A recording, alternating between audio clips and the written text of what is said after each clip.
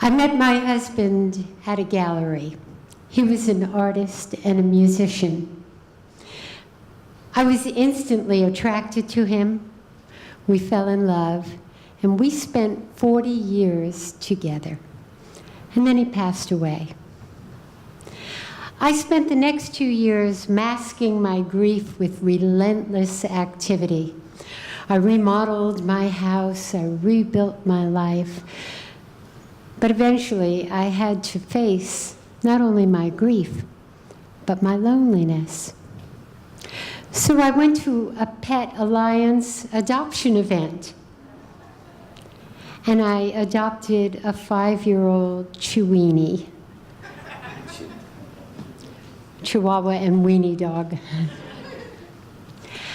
And I named her Madeline. I brought her home. And both our hearts began to heal.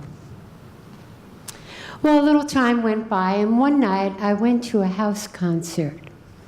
The band was from Ireland. They were playing traditional Irish music, breakneck speed jigs and reels and haunting Irish melodies.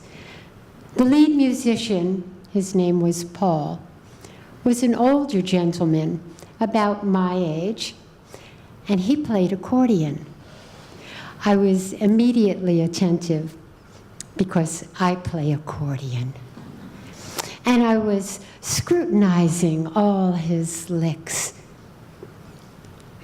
And somewhere in that set, I started thinking about my husband playing music and how much joy we had jamming together and how much passion he had. And I was lost in this reverie when the first set ended, and I looked up, and Paul was smiling at me. So I smiled back, and he came over.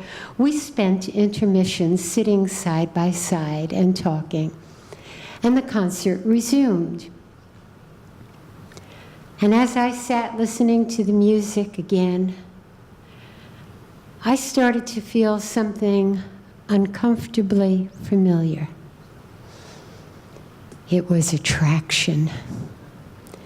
Me and this musician had chemistry.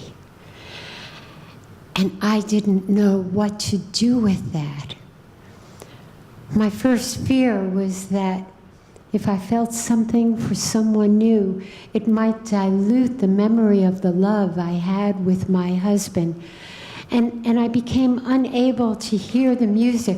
All I could hear was the pounding of my own panic-stricken heart. And when the concert was over, the musicians stood to take a bow. And the audience stood to show their appreciation. And I stood too.